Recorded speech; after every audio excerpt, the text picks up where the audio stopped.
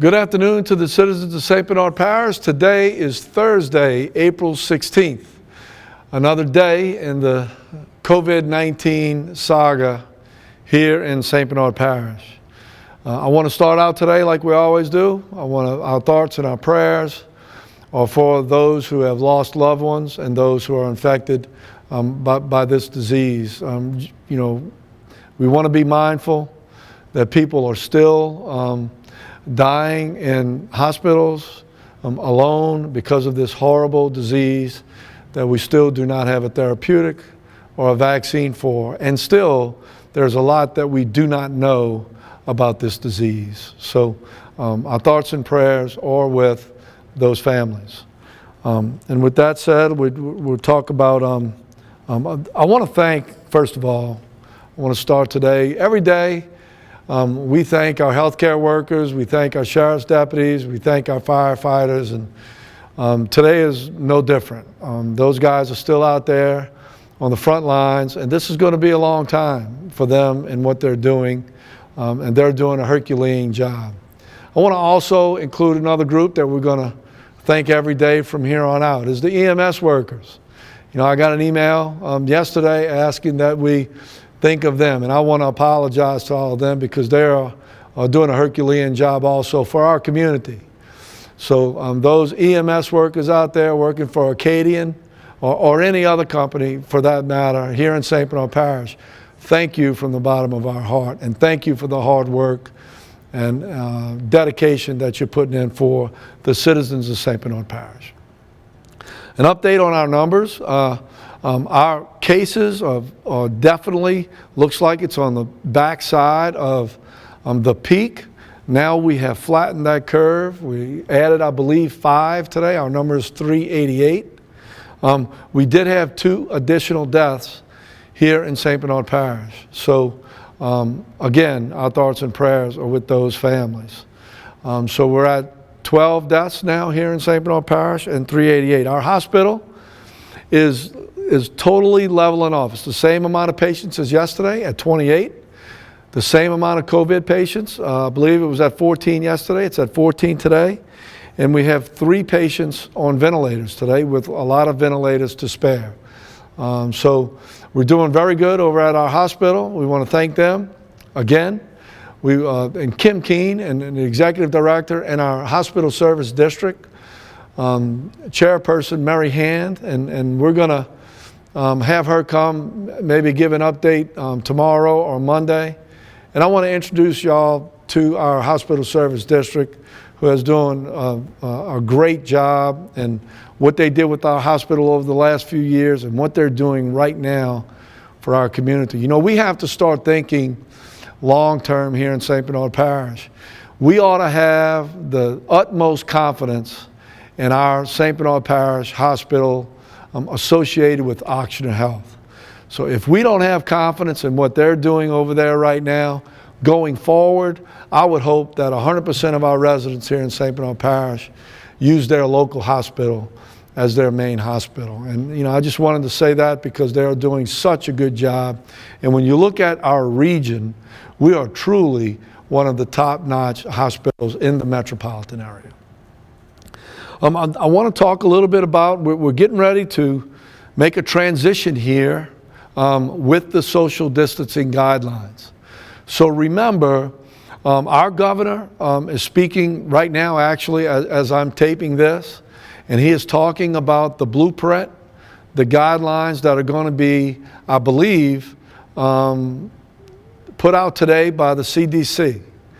And I believe that it's going to loosen up some of the requirements and require different type of things in communities around our country to open up, if you will, some parts of the segments of our economy.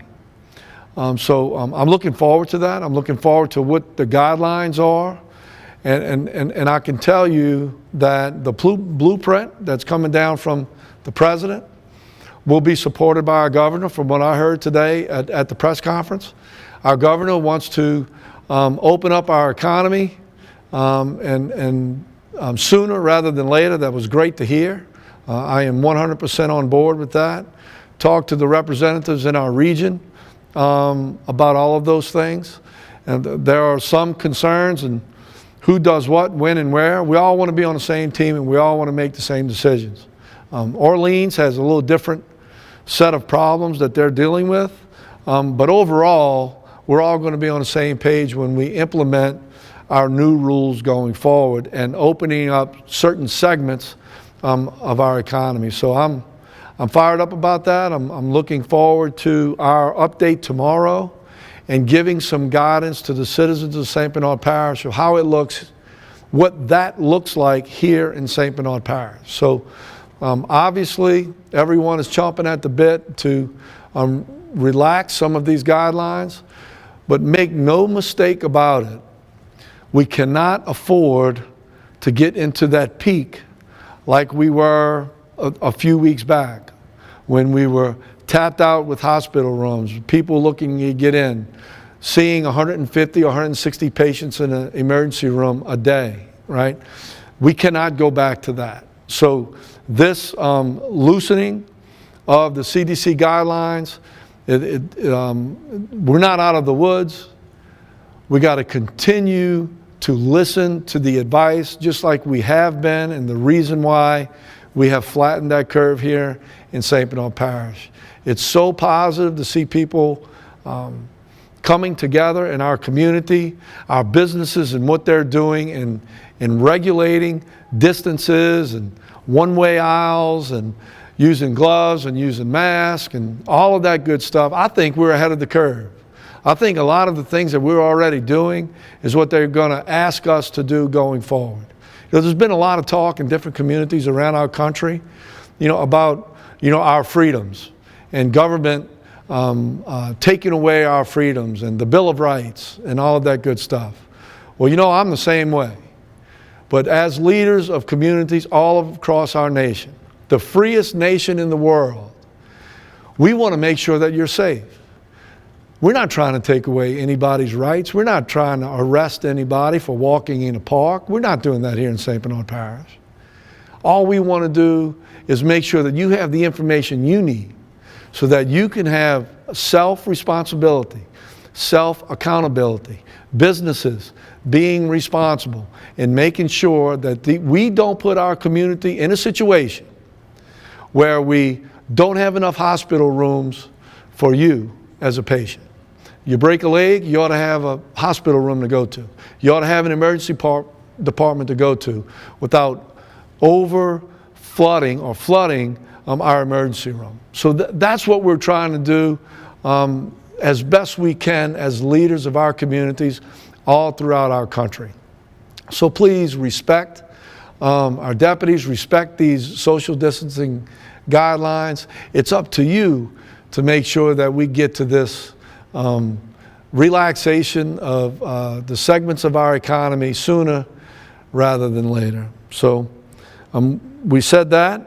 I want to end today with to let you know that we're going to release a video here tomorrow, and it's a video about our commercial fishing industry and our recreational fishing industry. They